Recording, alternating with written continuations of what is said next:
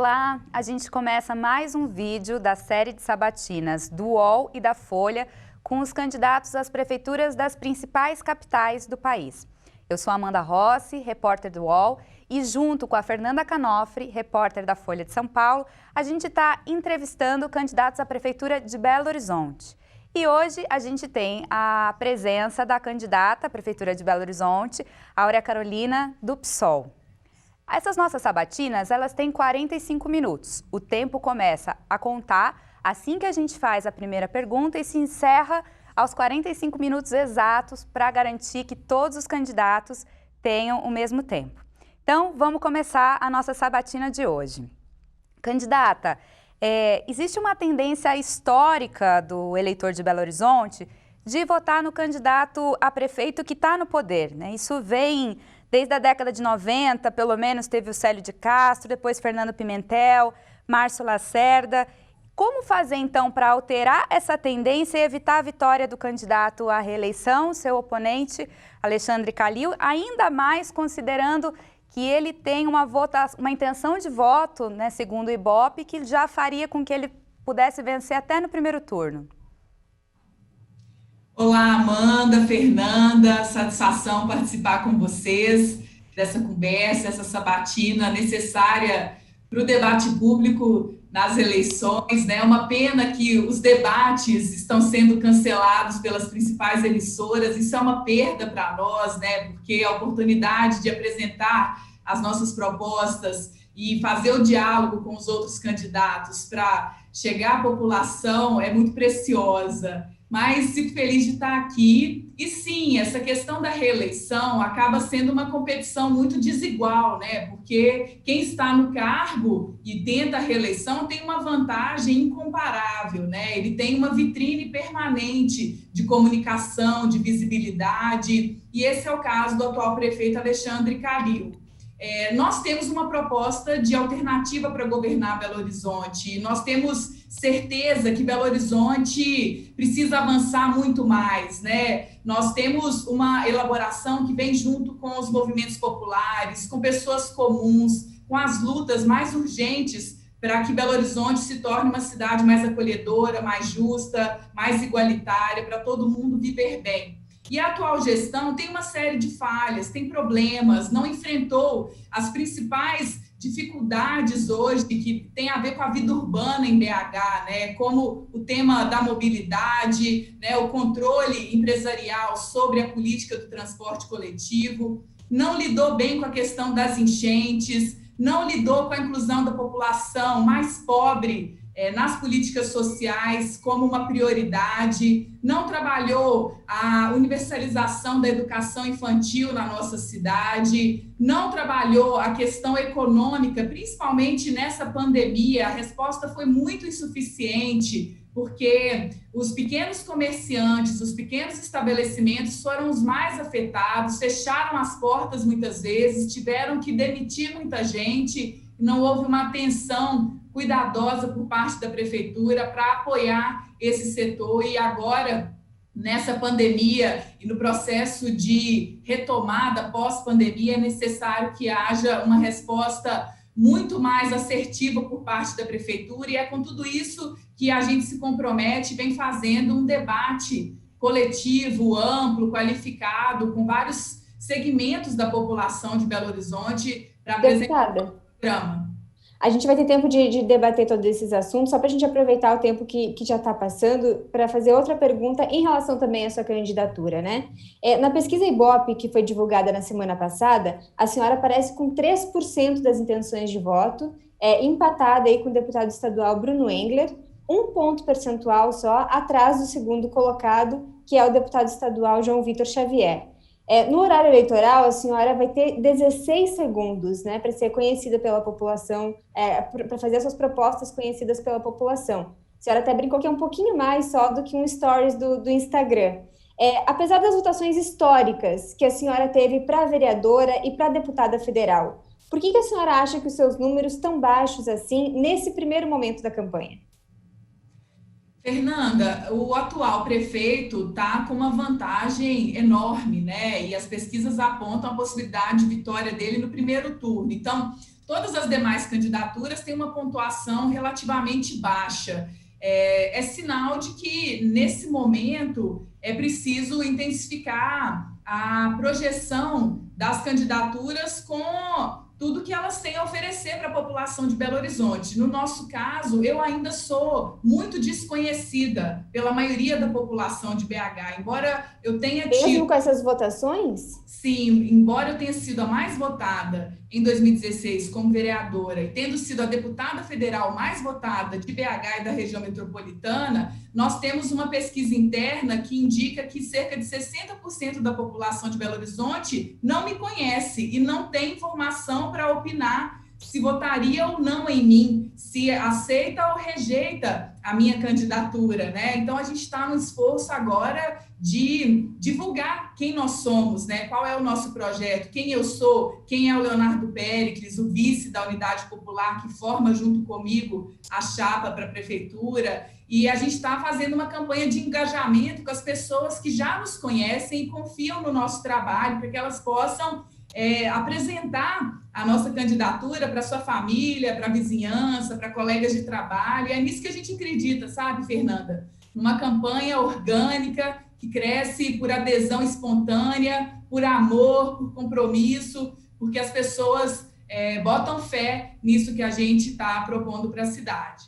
Candidata, a senhora tentou articular uma frente de esquerda que até incluísse o PT, mas a ideia não vingou, né? Essa é uma disputa muito fragmentada em Belo Horizonte, com muitos candidatos, né?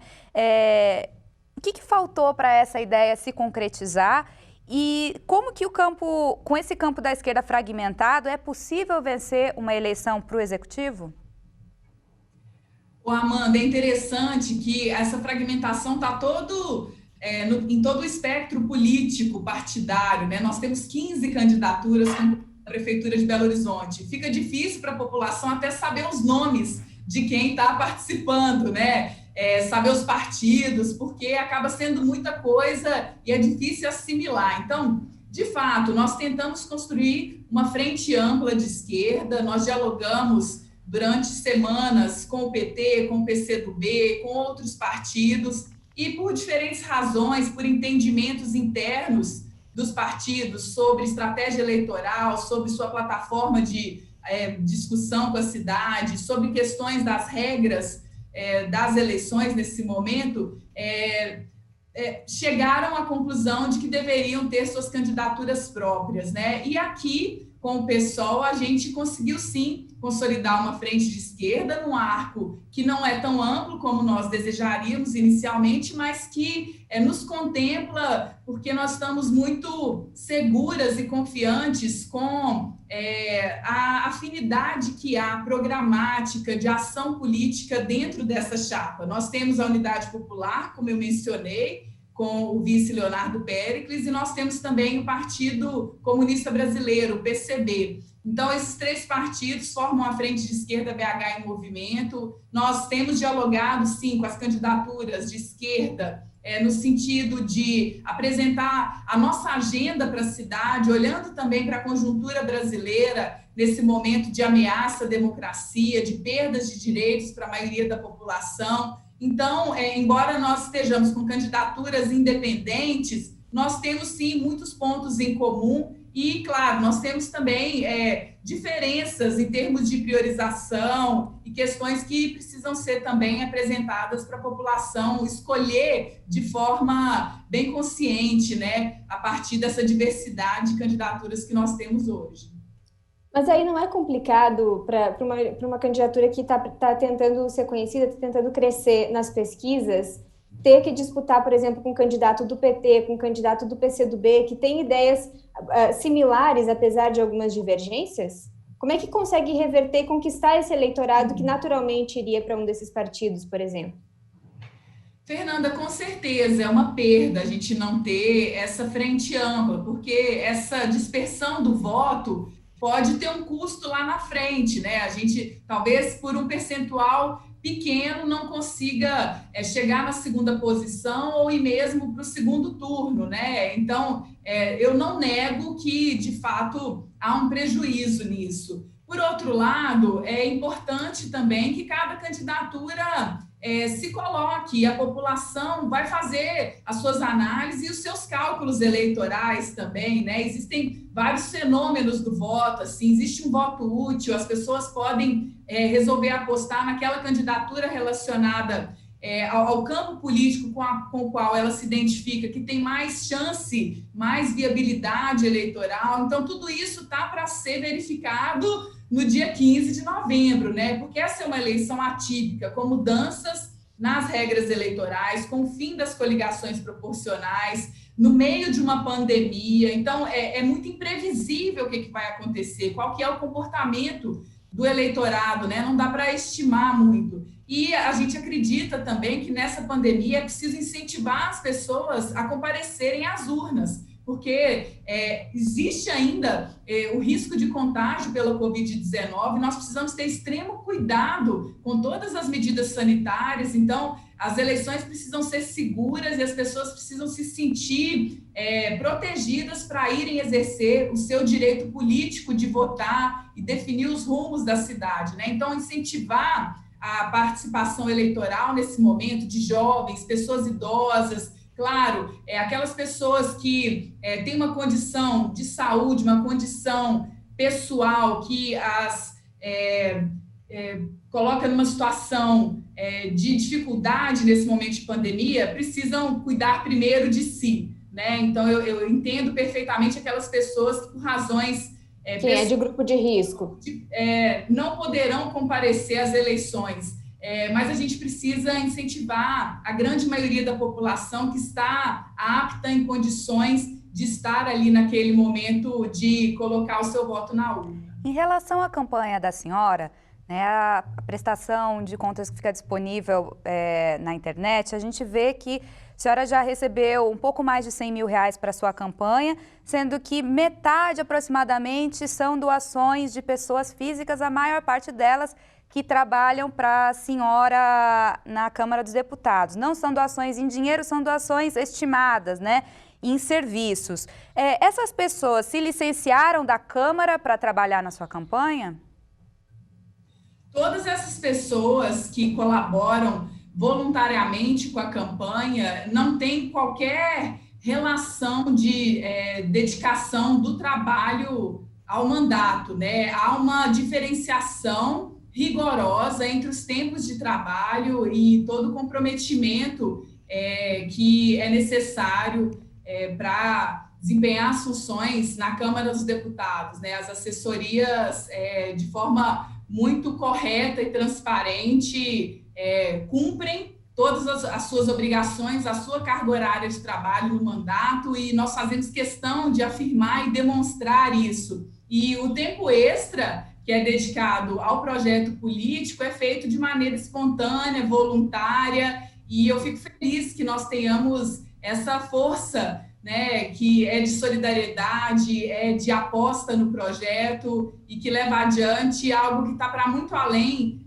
da nossa presença na Câmara dos Deputados. Nós estamos falando de compromisso de vida, né? Somos pessoas que têm trajetórias nas lutas sociais há muitos anos, antes mesmo da gente ocupar a política institucional pela primeira vez, quando eu conquistei a vaga de vereadora na Câmara Municipal de BH. Então, há uma divisão do tempo entre o tempo do trabalho para a Câmara dos Deputados, que, pelo entendi, eles não se licenciaram, e o trabalho para a campanha da senhora. Indiscutivelmente, não há qualquer implicação em relação ao trabalho formal na Câmara dos Deputados, né? Esse exercício precisa ser totalmente separado.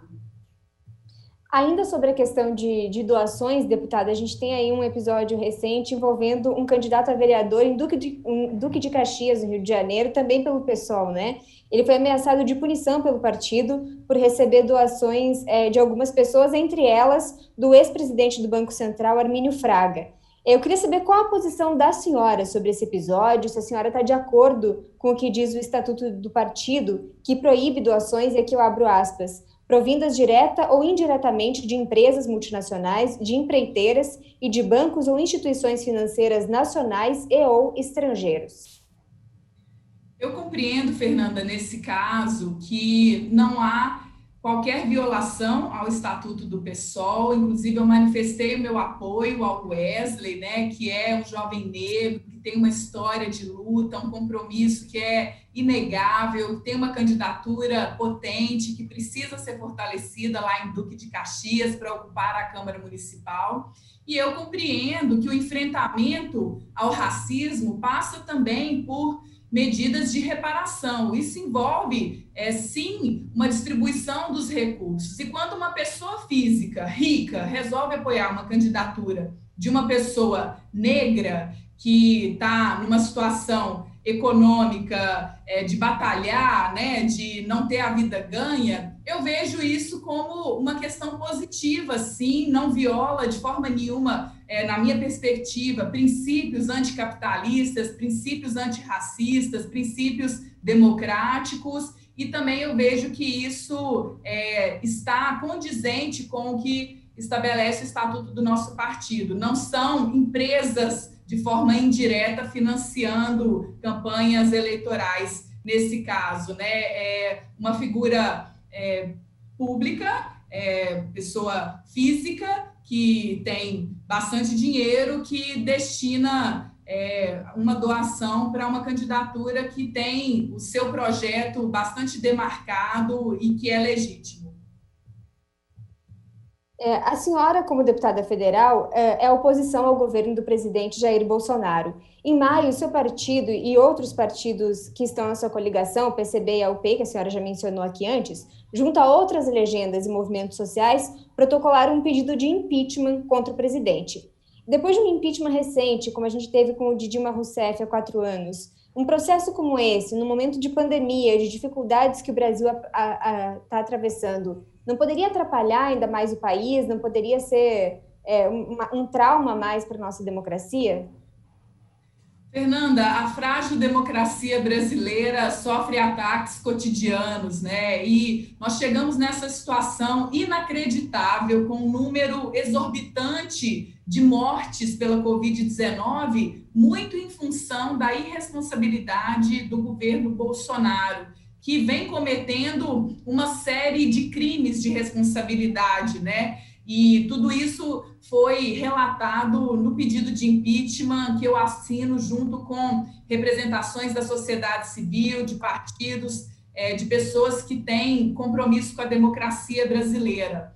E o dano que esse governo causa a cada dia que permanece no poder é irreparável para a sociedade brasileira. Nessa pandemia já está demonstrado. Em relação à questão socioambiental, os estragos só pioram a cada dia, né? Os incêndios no Pantanal, no Cerrado, na Amazônia, toda a desregulamentação das políticas ambientais, né? Da legislação de proteção socioambiental, as tentativas de criminalização e de invasão dos territórios indígenas, de comunidades quilombolas, os danos causados na política educacional, com um obscurantismo, um negacionismo que serve como linha de governo, né? E não há uma preocupação para que a população tenha acesso à educação de qualidade, toda a descoordenação com o Sistema Único de Saúde, que sobrevive graças à luta histórica da sociedade brasileira, né? São 30 anos desse patrimônio que sofre também todo o tempo com tentativas de privatização dos serviços de saúde, para que eles deixem de ser uma possibilidade de acesso integral pela população. Então, uma série de problemas, isso aqui eu listei apenas alguns, né? Sem falar na corrupção que está relacionada à família Bolsonaro, né? Ontem, no dia 7 de outubro, foi feita uma declaração incrível por parte do presidente da República de que ele acabou com a Operação Lava Jato porque não existe mais corrupção no governo federal. Então, eles têm o desplante de afirmar coisas absurdas desse tipo, né? E o enfrentamento à corrupção, nós sabemos, é uma pauta permanente, porque é algo que atravessa a cultura política no nosso país há séculos e precisa ser constantemente combatido, né? Então, nós temos sim um dano em curso, um dano permanente e que jamais poderá ser reparado, porque são vidas perdidas, são ecossistemas devastados, são direitos que não foram usufruídos no tempo devido do desenvolvimento de cada pessoa, seja como criança, jovem, adulto ou pessoa idosa, né? Então, nós estamos vivendo uma geração inteira no nosso país que lá na frente vai olhar para esse período da história com muito pesar, né? E sabendo que as consequências desse período vão deixar sequelas por muito tempo. Candidata, em relação ao governo do Estado, né? Em outros momentos que a cidade de Belo Horizonte foi governada por partidos de esquerda, houve uma composição com governos estaduais do PSDB, né? Então, Célio de Castro, Fernando Pimentel, que a gente já comentou, né? A senhora faria da mesma forma, né? Então, caso eleita, né, com o governador Zema, a senhora pretende também compor com o governo dele? Qual que vai ser a sua posição em relação ao governo estadual, caso a senhora seja eleita? Amanda, eu faço parte da oposição ao governo federal e também ao governo estadual, porque eles se assemelham muito, né? O governador Zema foi eleito no embalo do projeto bolsonarista, é também um negacionista, é um desastre o seu governo para o estado de Minas Gerais, é um governo que prioriza os interesses dos super ricos em detrimento dos direitos sociais, da proteção da maioria da população que é mais pobre, que precisa de políticas públicas para sobreviver. E, claro, a minha postura, eu tenho afirmado recorrentemente, é sempre de diálogo, é uma postura respeitosa, republicana, mas é uma postura que não faz concessões diante de práticas, de discursos que violam a democracia, que agridem direitos sociais. Por isso, eu tenho tranquilidade de afirmar que,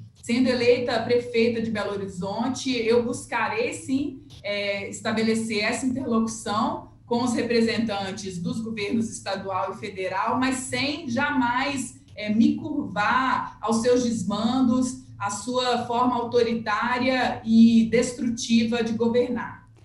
E, candidata, a senhora foi eleita, a senhora é uma mulher negra, foi eleita vereadora de Belo Horizonte em 2016, no mesmo ano em que outra mulher negra foi eleita vereadora no Rio de Janeiro pelo mesmo partido, o PSOL, a Marielle Franco. A gente vê no fundo da senhora uma placa com o nome dela, né? Marielle, que foi assassinada em março de 2018. Como que foi esse episódio para a senhora, dada essas semelhanças, né? E qual que é a sua posição sobre a investigação do caso? Marielle é uma força de inspiração, de encorajamento para que pessoas como ela, mulheres negras, de origem periférica, trabalhadoras, mães, pessoas LGBTI, continuem ocupando os espaços de poder, para que não desistam nunca de fazer essa luta, né, que é tão necessária, porque nós temos uma distorção no sistema político brasileiro, né, uma subrepresentação que não pode ser tolerada desses segmentos sociais. Isso tem impactos na falta de priorização de políticas de investimentos para contemplar as necessidades dessa população, que é a maioria da população brasileira, né? E ao tornar o sistema político mais representativo, mais próximo da distribuição da população de forma geral na sociedade, a gente também pode corrigir várias distorções e desigualdades, né? Esse era o projeto político da Marielle. Eu fico feliz de ter sido eleita em 2016 no mesmo pleito eleitoral que a Marielle. Ela inaugurou uma mandata que é referência na Câmara Municipal do Rio de Janeiro. Dessa mandata saíram figuras políticas muito importantes, 3 deputadas estaduais que foram eleitas em 2018 para a Assembleia Legislativa do Rio de Janeiro, 3 mulheres negras, periféricas, batalhadoras, que são a Mônica Francisco, a Dani Monteiro e a Renata Souza. A Renata Souza é candidata a prefeita da cidade do Rio de Janeiro. Então, nós fazemos parte de um movimento histórico de chegada de mais de nós nos espaços de poder. E nós estamos abrindo caminho para que essa presença seja cada vez maior. Só para a gente aproveitar o tempo que está correndo, que a gente não conseguiu nem falar de propostas ainda da senhora, né? Eu queria perguntar sobre a questão da pandemia. Muitos dos candidatos aqui nas eleições em BH têm polarizado com o prefeito Calil por causa das medidas que ele adotou durante a pandemia aqui na capital mineira. Eu queria saber qual a sua posição a respeito disso, o que a senhora achou da maneira que ele conduziu a pandemia aqui, e se a senhora acha que ele errou, acertou, o que a senhora teria feito de diferente dele? Fernanda, nós reconhecemos que o governo Calil acertou no controle das medidas sanitárias, porque fez isso de forma técnica, embasada num comitê com especialistas, e nós tivemos, sim, um desempenho da cidade que foi relativamente melhor comparando com outras capitais, né? O número de mortes e de contágio foi menor aqui em Belo Horizonte. No entanto, faltou participação popular na definição dessas medidas, e em várias áreas nós tivemos problemas, né? Na questão da mobilidade urbana, a prefeitura não conseguiu controlar a situação com as empresas de ônibus, e aí nós tivemos redução do quadro de horários da circulação de ônibus, linhas que foram retiradas de circulação, nós tivemos aglomeração dentro do busão, empresas que não forneceram itens de higiene, e o resultado é que a população mais pobre, que precisava continuar circulando e trabalhando, foi muito prejudicada. Essas empresas foram multadas pela prefeitura por todas essas irregularidades, mas até hoje não pagaram a multa, então a prefeitura deixou correr solto. Na questão educacional, até hoje a Secretaria Municipal de Educação não se prontificou a construir de forma participativa, escutando professoras, estudantes, famílias, demais pessoas que trabalham nas escolas, né, como as profissionais de limpeza, as pessoas que estão nas cantinas, as merendeiras, para estabelecer uma política comum para todas as escolas de Belo Horizonte sobre esse momento da pandemia. Várias famílias pobres estão desassistidas, e famílias com crianças pequenas que ficaram desamparadas nesse momento, e a escola tem um vínculo fundamental que deixou de ser cuidado nessa política durante a pandemia. Mesmo assim, o ponto que mais batem em cima do prefeito, que mais criticam ele, especialmente esses opositores que estão disputando contra ele nas eleições, é a questão da economia. Nesse ponto específico, o que a senhora acha da condução que a prefeitura deu? O que a senhora teria feito diferente? Sim, Fernanda, eu ia chegar nesse ponto porque, de fato, na questão econômica foi muito insuficiente a atuação da prefeitura, né? Não houve um suporte, principalmente para os pequenos, como eu comentava no início da sabatina, aqueles que foram mais afetados, né? E a gente já vinha num processo de recessão econômica em BH antes da pandemia, com alta do desemprego, alta da informalidade, né? Muitos camelôs, ambulantes, trabalhadores que estão na rua. Isso tem a ver com a retirada de direitos trabalhistas em escala nacional. A reforma trabalhista teve esse efeito danoso para a sociedade brasileira. O impacto em Belo Horizonte é sensível. E na pandemia, a prefeitura não teve uma política de atenção próxima com esses pequenos, né? Então, os pequenos comércios, lojas, estabelecimentos, principalmente nas periferias, mas também no centro da cidade, que não suportaram, e muitos deles tiveram que fechar as portas mesmo, né? Demitiram muitos funcionários, e isso tem um efeito desastroso para a economia da cidade, né? Porque a renda deixa de circular, as pessoas ficam em condições mais precárias porque estão desempregadas, e isso só agrava o problema da recessão. A gente precisa ter uma política de apoio aos pequenos empreendedores em Belo Horizonte, com uma desburocratização no acesso a todos os procedimentos que são de competência da prefeitura para formalização desses negócios, né? A gente precisa pensar numa política de isenção temporária de IPTU e de outros tributos municipais para esses que foram mais impactados. né? Então, nós temos esse compromisso também de ter uma ação por parte da Prefeitura de apoiar, por meio da política tributária municipal, esse setor. E a gente propõe, Fernanda, uma renda solidária para que nenhuma família de Belo Horizonte receba menos de R$ 600 por mês para sobreviver, para ter comida mesmo dentro de casa. Candidata, a gente vai logo mais fazer uma pergunta especificamente sobre esse tema para a senhora, mas eu já quero aproveitar, né, ainda dentro da pandemia, né, falando nessa questão da renda solidária, falar do auxílio emergencial. Né? O auxílio, a senhora é deputada federal, e a discussão do auxílio emergencial foi uma pauta muito importante no Congresso. A gente vê agora, né, que acabou se tornando um ponto de apoio ao presidente Bolsonaro, o auxílio emergencial, inclusive em regiões onde ele teve uma votação mais baixa, né, como, por exemplo, nos estados do Nordeste. Como que a senhora vê a participação do Congresso, do governo federal, na questão do auxílio emergencial? Ô, Amanda, nós temos clareza de que o governo federal nunca quis esse auxílio emergencial, né? A primeira proposta do governo federal, depois de muita pressão, era de apenas R$ 200 para cada pessoa beneficiada. E foi a oposição, junto com a mobilização de vários setores da sociedade civil brasileira, que possibilitou a conquista de um auxílio emergencial no valor de R$ 600.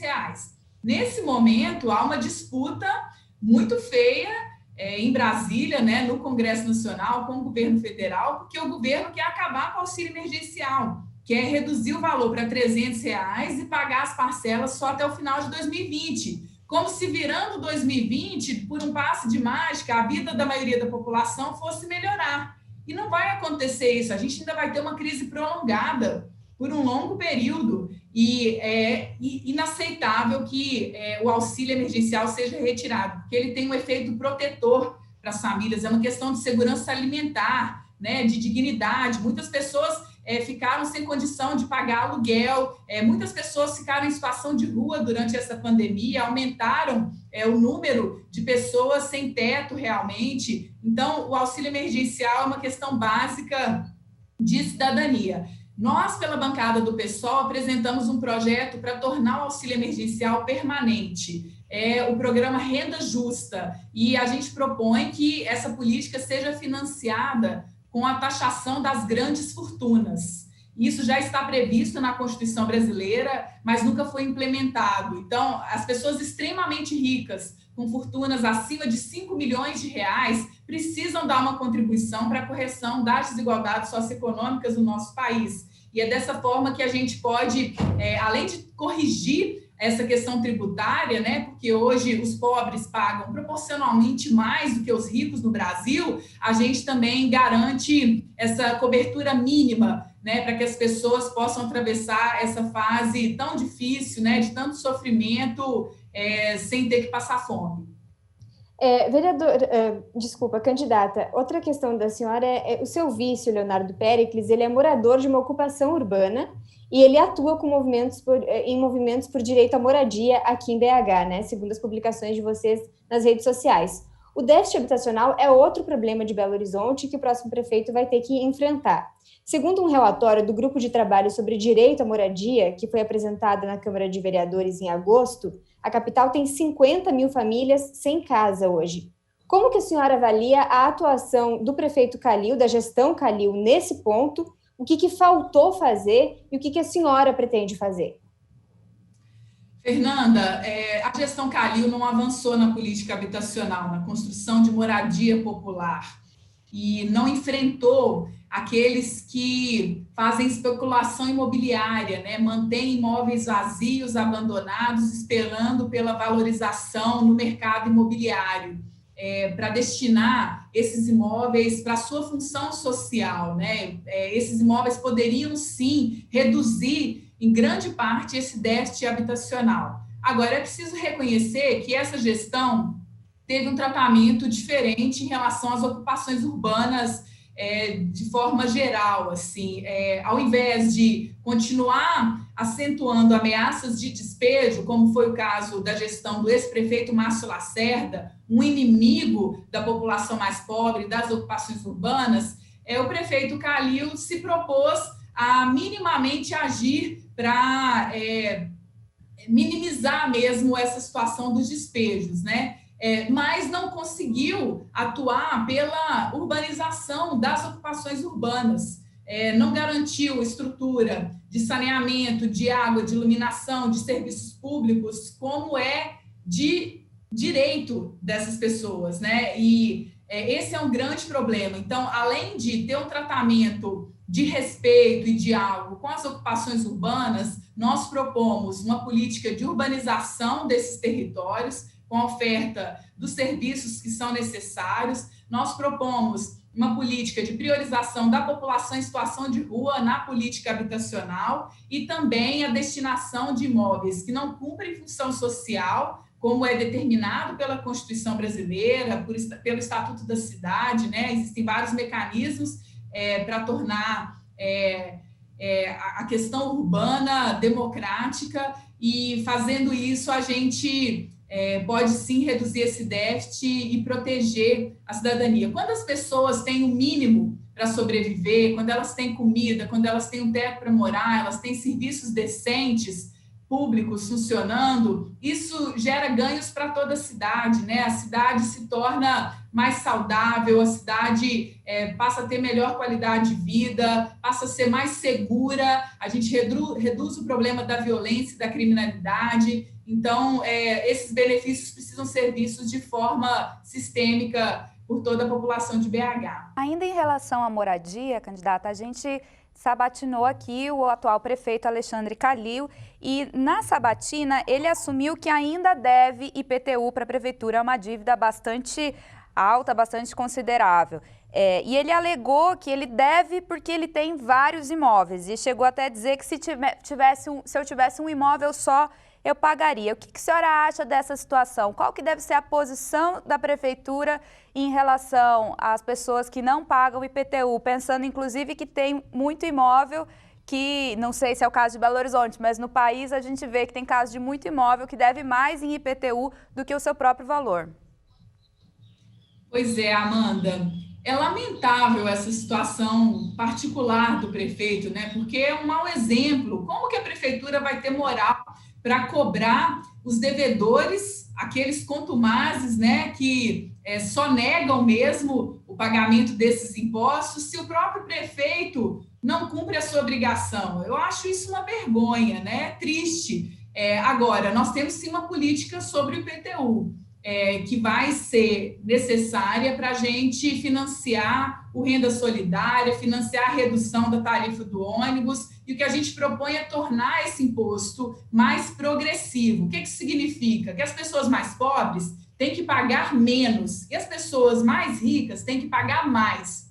Hoje, em Belo Horizonte, a gente não tem uma arrecadação suficiente no IPTU, né? Então, nós precisamos poupar a classe média, que também é penalizada, e precisamos poupar as pessoas que estão em situação de pobreza. E, com isso, aqueles que têm imóveis no valor acima de R$2 milhões, darem uma contribuição proporcionalmente maior. E a gente vai aumentando as taxas de acordo com o valor venal do imóvel, né? E, com isso, a gente pode de mobilidade urbana e uma taxa, um recurso que servirá de retorno para a renda solidária. Mas o que fazer com os inadimplentes, como seria o caso do prefeito? Tem que ter busca ativa. Eu defendo, Fernanda, a qualidade do gasto público, uma eficiência na gestão pública, né? Nós precisamos enxugar gastos em áreas desnecessárias, como é o caso da publicidade governamental. Não dá para ficar gastando dinheiro público com propaganda quando a gente precisa financiar uma renda solidária. E a gente precisa de ter uma estrutura de fiscalização e de busca para que esses devedores possam pagar o que é devido para a Prefeitura de Belo Horizonte, né? Não dá para fazer corpo mole com esses que não estão arcando com as suas responsabilidades. Todas as pessoas decentes cumprem com as suas obrigações, né? Então, e esses devedores, em geral, são pessoas extremamente ricas, né? Que têm imóveis milionários, exatamente, muitos que ficam usando esses imóveis para especulação. Então, nós temos que ter, sim, uma política de recuperação desse valor que está perdido aí por conta da inadimplência. Em relação ao Renda Solidária, a senhora já acabou explicando um pouco do programa, né? Mas no seu plano de governo se fala que é compatível, né, esse programa com o orçamento municipal, bastando realocar gastos desnecessários da prefeitura. O que seriam esses gastos e qual que é o montante desses gastos necessários que poderiam ser alocados para o Renda Solidária? Amanda, eu dei o exemplo aqui da publicidade governamental, né? E nós estamos fazendo um estudo sobre todas as receitas que poderiam ser redirecionadas, né, para o financiamento da renda solidária. Esse programa vai ter um custo de 250 milhões de reais por ano, que corresponde a 0,3% do PIB de Belo Horizonte, o Produto Interno Bruto. Isso é menor do que o impacto do Bolsa Família no PIB nacional. E isso vai representar cerca de 2% do orçamento de Belo Horizonte, para beneficiar 210 mil pessoas, quase 70 mil famílias. Então, nós estamos falando de cerca de 8% da população de Belo Horizonte, que vai ter uma cobertura de proteção social, e essa renda vai ser combinada com o acesso às políticas sociais, né, para garantia de vinculação das crianças nas escolas e ter um apoio, principalmente para as mulheres, chefes de família. Então, ter condicionalidades na destinação da renda para que haja um benefício social que traga melhoria das condições de vida para as pessoas, para além da questão de ter uma renda, né? A renda, ela significa possibilidade de ter uma vida de oportunidades em vários aspectos, né? Isso é mais do que dinamização da economia, isso é uma questão de cidadania mesmo. Mas tem uma estimativa de quanto vocês esperam levantar já com essa realocação de recursos? Sim, a maior parte a gente espera realocar da política tributária. Então, além do IPTU, né, que a gente vai ter essa política de taxar os imóveis milionários, né, acima de 2 milhões de reais. Então, é importante esclarecer que não tem impacto sobre a classe média, sobre a população mais pobre. A gente vai mexer na estrutura do ISS, que é um imposto municipal, né, imposto sobre serviços. Nós estamos fazendo um estudo para verificar quais serviços poderiam ter taxas menores, de alíquotas menores, ou aqueles que poderiam ter alíquotas maiores, né? Então, pensar em serviços que têm uma vocação social, um retorno que é de ganho para enfrentamento de desigualdades socioeconômicas, né, que tem uma vocação social em Belo Horizonte, isso pode ter um aporte da prefeitura, né, um apoio da prefeitura para a redução da alíquota. Agora, nós defendemos essa discussão junto à Câmara Municipal de Belo Horizonte também, Fernanda, porque o Executivo não pode tudo, ele não tem competência ilimitada. E a Câmara Municipal tem o papel de também aprovar medidas que vão proteger a população de Belo Horizonte, né? Por isso eu tenho falado tanto da importância de, nessas eleições, a população escolher vereadores e vereadoras que têm compromisso com os interesses da maioria do povo, porque hoje na Câmara Municipal, deputada, estão comprometidos com os interesses dos grandes poderosos. Só para a gente aproveitar o tempo, tá curtinho já, né? Na questão da mobilidade, numa entrevista ao Brasil de Fato, a senhora disse que o prefeito Calil não enfrentou o domínio de empresários na mobilidade urbana e que seria preciso revisar o contrato que regula o transporte público de BH. Acho que a senhora aqui nessa batina mesmo usou esse termo, né? De abrir a caixa preta. O que faltou enfrentar e como que a senhora pretende fazer isso? Se ele não enfrentou, será que não tem algumas dificuldades, alguns obstáculos aí? Não enfrentou porque não teve coragem de mexer com os interesses desses grandes empresários. Essa que é a verdade, Fernanda.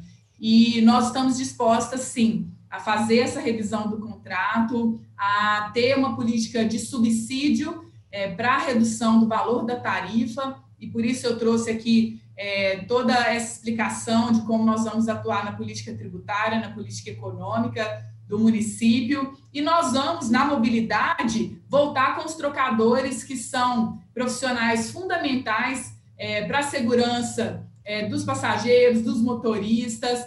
Nós vamos trabalhar com uma política de mobilidade ativa também, né? Aumentar a disponibilidade de ciclovias e ciclofaixas em Belo Horizonte, a política da bicicleta e para circulação a pé das pessoas ser mais amigável, e nós vamos também requalificar as estações do metrô em Belo Horizonte, né? Porque muitas vezes são áreas degradadas e perigosas. Mas o que exatamente desses valores, o que a senhora espera que essa caixa preta pode estar escondendo? O que vocês esperam? O que teria de irregularidades hoje nesses contratos? Tem lucros exorbitantes desses grandes empresários, né? Existem vários estudos, o meu tempo está acabando, mas eu faço um convite à população para analisar o material do Tarifa Zero, que é um movimento que tem se debruçado sobre essa questão. Então, está mais do que evidente como que é possível sim mudar essa política em Belo Horizonte. Eu quero agradecer o espaço, a oportunidade de poder apresentar as ideias da nossa chapa para governar a BH, a oportunidade de fazer esclarecimentos aqui e convidar as pessoas a conhecerem o meu trabalho. É só acessar aurea50.com.br. Certinho no tempo, candidata. A gente agora cortou o áudio, a gente atingiu os 45 minutos. Eu quero agradecer muito a presença da candidata Áurea Carolina, candidata à Prefeitura de Belo Horizonte pelo PSOL. Nós, então, estamos encerrando aqui agora mais um vídeo da Sabatina. Os vídeos estão todos disponíveis nas redes sociais do UOL e da Folha, caso você queira reassistir ou assistir algum vídeo que você não assistiu com outro candidato. Agradeço a Fernanda Canofri, que me acompanhou nessas sabatinas com os candidatos à Prefeitura de Belo Horizonte. Muito obrigada. O UOL e a Folha também vão continuar fazendo sabatinas com candidatos de outras cidades. Então, fique ligado. Um abraço.